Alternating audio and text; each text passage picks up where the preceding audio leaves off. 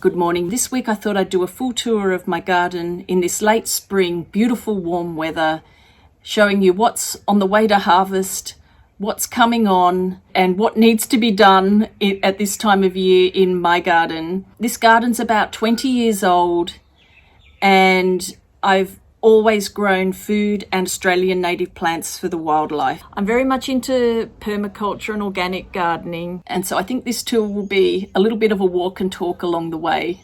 And so grabbing my microphone and my coffee in the other hand, let's get going. Start at the front gate, as good a place to start as any.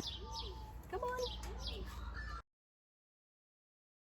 on. Running along my fence is sacred bamboo. I don't love it, but it does create a cool or warm barrier against cold and heat, but it does require a lot of cutting back. I tend to grow peas just wherever. They're always nice as you're walking along to pod and have a little snack. Lemon myrtle, it's an Australian native plant and it's great for desserts and in cooking. Desert lime that I repotted in my finger lime episode. I've got quite a few finger limes in this space because they're frost sensitive. Olive tree in a pot, and this is here because it gets a bit of sun. Green beans and the beginnings of my red runner beans. In the raised bed, as with last year, I'm growing cucumbers. This is a good spot for cucumbers because the sacred bamboo behind can handle them trellised up against it.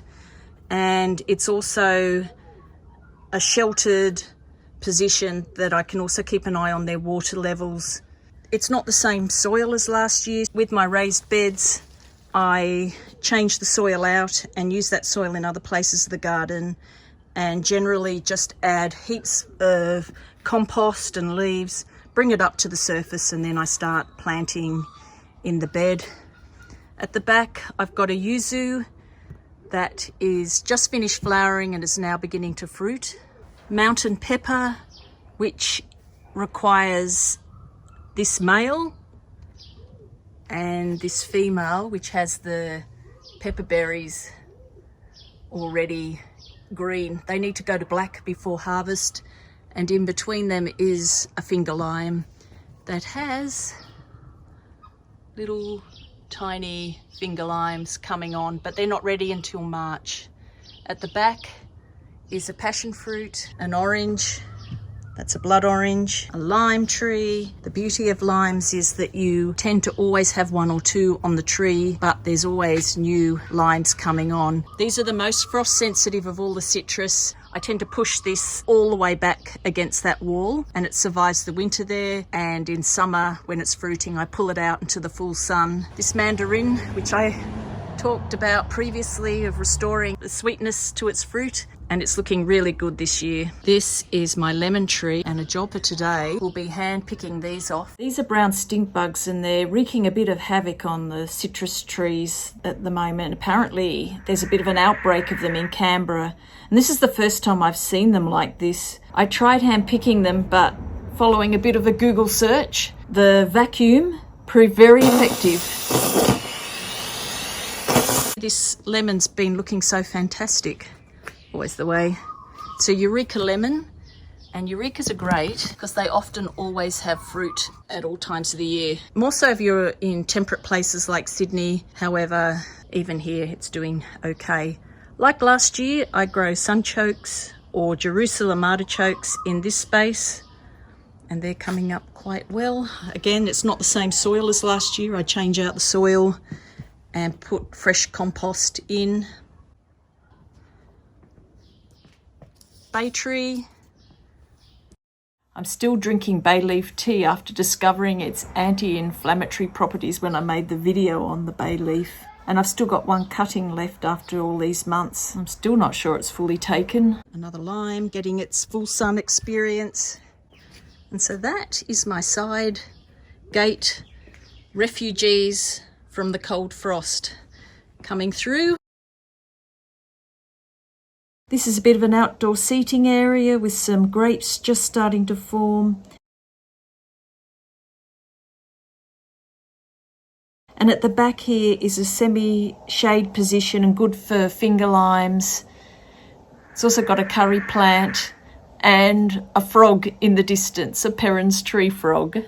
I tend to put my finger limes and curry plants in pots because they need more protection and to live in a different spot in winter. This does get frosted, this space. Very overgrown blueberry and lemon balm. This is an Australian native raspberry that has a delightful little pink flower and raspberry-ish earthy flavour to the fruit. In a short while we will have raspberry and a bit of a pot of leftovers. I'll probably put some zucchinis in here if I get some time.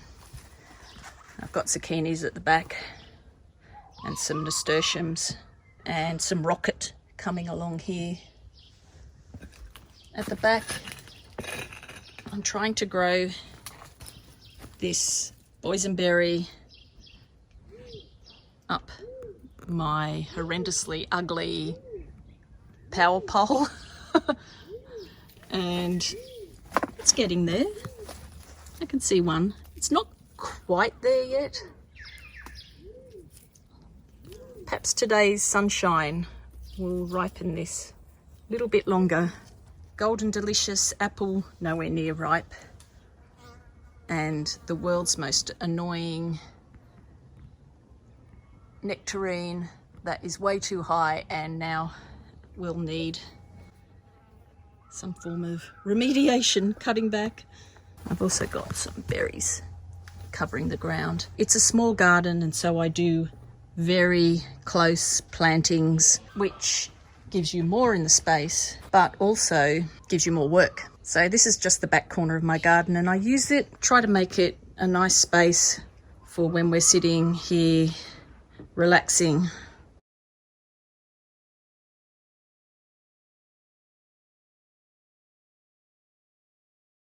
This is my backyard.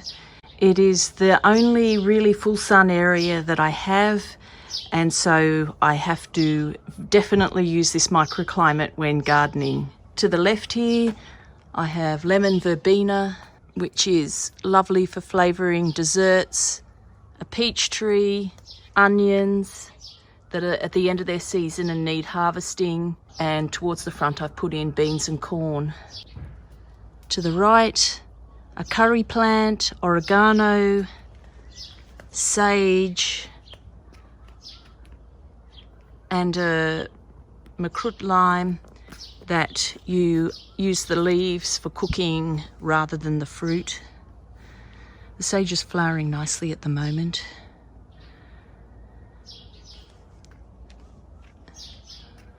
And coming up through here, these are Australian native greens, warrigal greens, nasturtiums, and a little mini peach tree.